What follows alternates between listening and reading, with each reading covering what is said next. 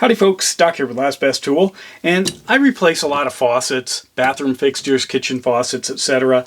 And kind of the classic universal wrench that you must have is this rigid basin wrench. It's an outstanding old school design. It's kind of like a 90-degree offset crow's foot, maybe an adjustable crow's foot, and it works fairly well. But Milwaukee didn't think that that was good enough. And they've had this tool for a while, but it has gotten wildly bad reviews. And part of that was because this Milwaukee Faucet Swap-Out Wrench, or part number 48227100, has these two kind of like crow's foot ends. On this side, pop these out. They take a little bit of effort because there's this strong detent ball right there. But anyway, they have these two pieces, which are fairly sturdy metal now, but they used to be whatever this is, like a cast aluminum or a MIM or something.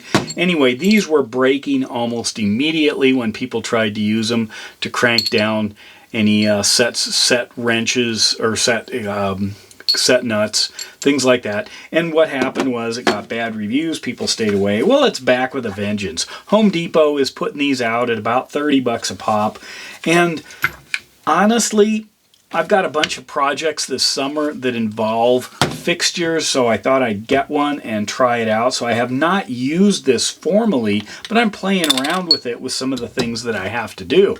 And in all full disclosure, I am a Moen fanboy. I love Moen products, Moen faucets, and I love Moen customer service.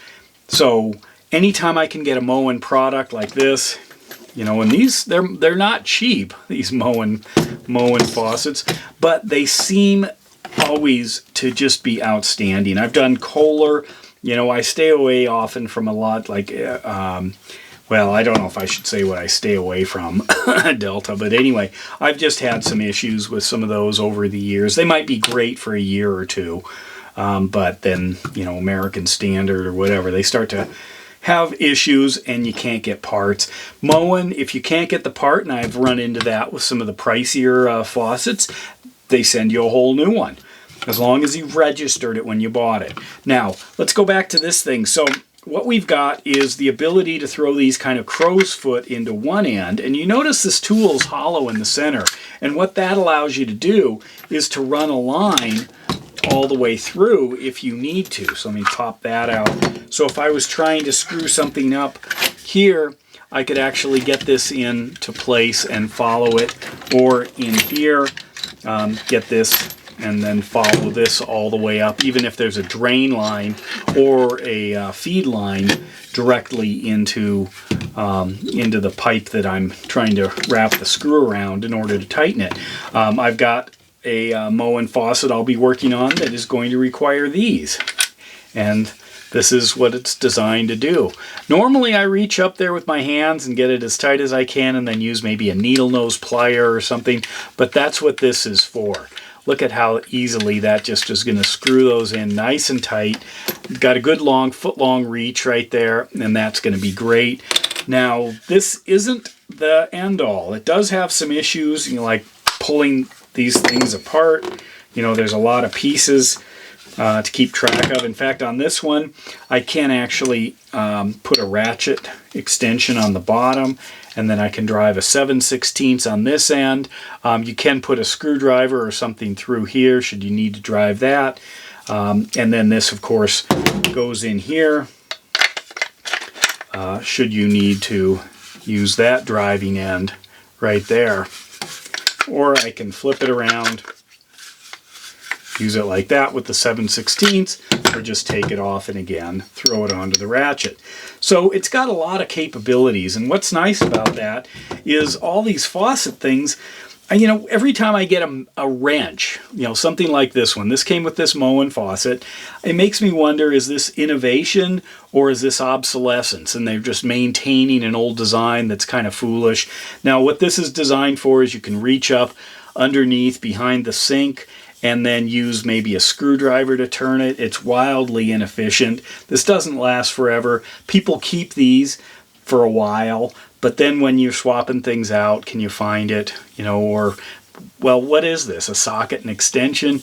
I don't know. Anyway, so I'm kind of excited to use this Milwaukee Faucet Swap-Out Wrench to see if it really lives up to its capability.